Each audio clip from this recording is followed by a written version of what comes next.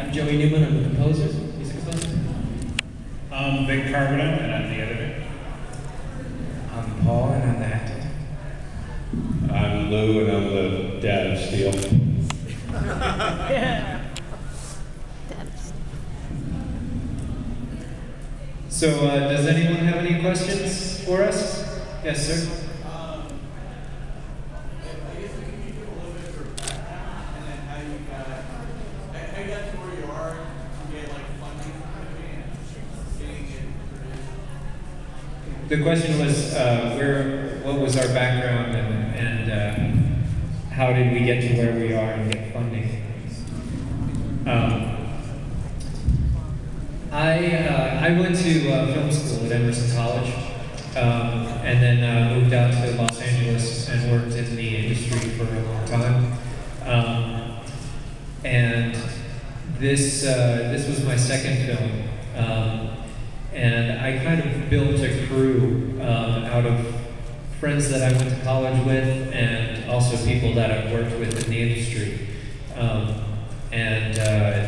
Getting this made was not easy. I had to pull a lot of favors. Luckily, I know a lot of talented friends.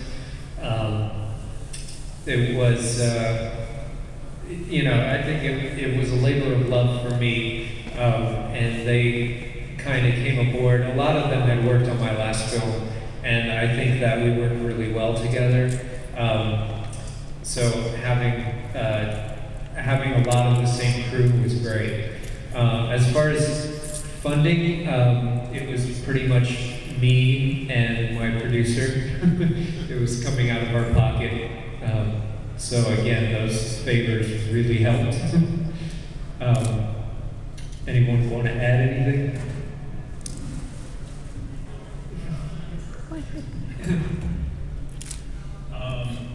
I've known Mike since college. We went to school together, and I worked with him on his the previous film piece and everything. So when he talked to me about doing this and everything, the script was fun. So I was pretty excited about doing it. And yeah, it's been a great time working with him and stuff. So yeah, I think once you have a script that, I spent a long time just fine-tuning the script as much as I could, because you only get one chance to give that script to someone for a first read. So it's really important to have that script strong, especially when you're trying to find crew and actors, because if the script speaks to them, then you might get lucky and they might help you out. Any other questions? Yes, sir. What was the shooting location? We shot this in a town called Tehachapi in California. It's in Kern County near Edwards Air Force Base. We shot out there for two reasons. One was because all the permits in Kern County are free, and shooting in LA was going to be very expensive. And then also finding a farmhouse in Los Angeles was difficult. So I looked at Kern County because I knew you could shoot there for free, and reached out to their film commission, and they found that house. Yes. This question's for Mr. Newman. Yes. Where did you reach down into your soul for inspiration for this music? How did you go about writing music for a superhero? Yeah, well, that's certainly, to do a kind of Superman-like score would be something that I wouldn't, Mike and I did discuss, obviously, how to approach this. One thing I did say is that we can't do music like this without having some sort of orchestral, heroic component to it. And I guess the idea that I was kind of going down was to doing it, an homage to superheroes mostly, to not make it sound like John Williams or anything like that. It's more of just how would I kind of approach it. And I think the beauty of it is because it's really from the POV of the boy, you can kind of take it a little bit more. I think we actually talked about it, almost kind of like a Smallville, in a sense, approach. There's we'll kind of approach it that way. I wasn't approaching it from any other kind of era or anything like that. I I just thought this would be a kind of good feeling for this kind of section. And coming up with the right kind of theme was probably key that Mike and I worked on most. Yeah. Anyone else? Yes. How big of a crew do you have on set, and how long did it take to? How big of a crew did we have, and what was the second question? How long? How long we shot? We had a crew. It was a fairly big sized crew. I think we had about 25 people with us. And did you say about 25? And of course, that was all putting them up in hotels for the weekend too, so that got expensive. But you know, I wanted to do a film of a certain magnitude, so I knew that I needed that many people to make it happen. We shot the film in three days with a half-day pickup. Anyone else? Yes. What is your process for working with music? Do you let the composer, develop his own ideas, and then as the director, you give your feedback, or do you say, I want this, and then he does something? Well, I think we both can answer this. I've only really worked with Joey.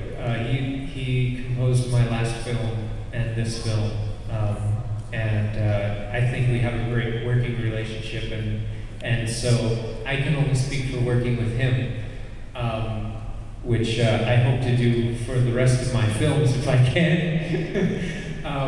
But he, first and foremost, we talk about the story and the characters. We try to give them a voice.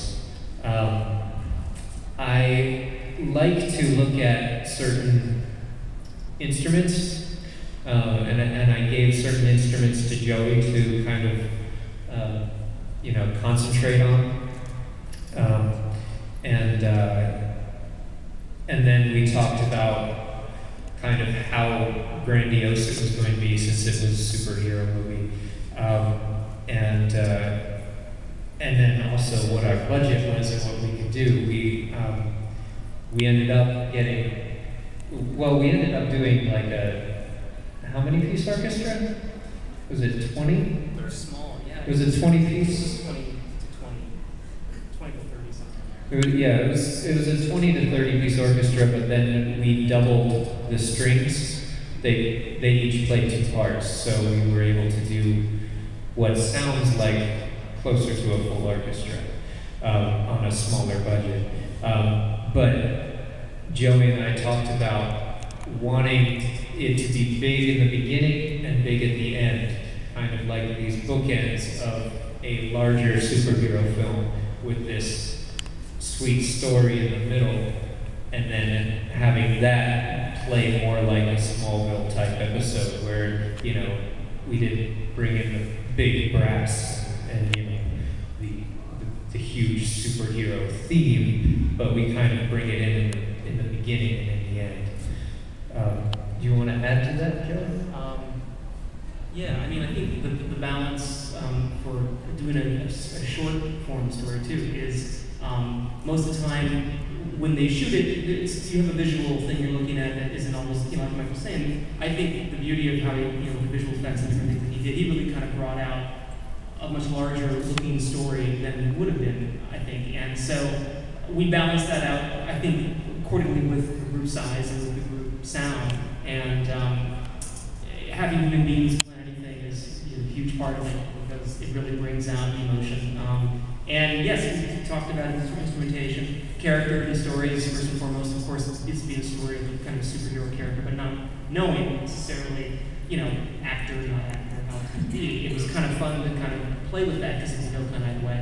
But I think the working relationship with Mike is just that Mike kind of lets me, he gives me the opportunity to be creative. And as I do with a lot of my clients, I like to just get their emotional reaction to things I do, and I'm usually kind of moved by that. Some don't have the knowledge, they don't talk about musicality or instrumentation or orchestration. They talk about emotion and feelings and things like that. And so as I play something, I'm looking at what Mike kind of feels first, kind of glance and listen, and that's probably most important to me. He did have instrumentation in mind, so that was important as well, which I think we achieved. But it's the beauty of I think how it can work. He leaves me alone to do my thing, and then reins me in when we have to. So. Perfect. Unfortunately, we are out of time. We have another show starting in about 60 seconds. How about one more round of applause for the legacy, please? Outstanding. On behalf of the Carbonneau International Independent Film Festival, we have a certificate of appreciation. If you have any additional questions, you're more than welcome to ask the filmmakers out in the hall. And we will be rolling our next feature in just about 60 seconds.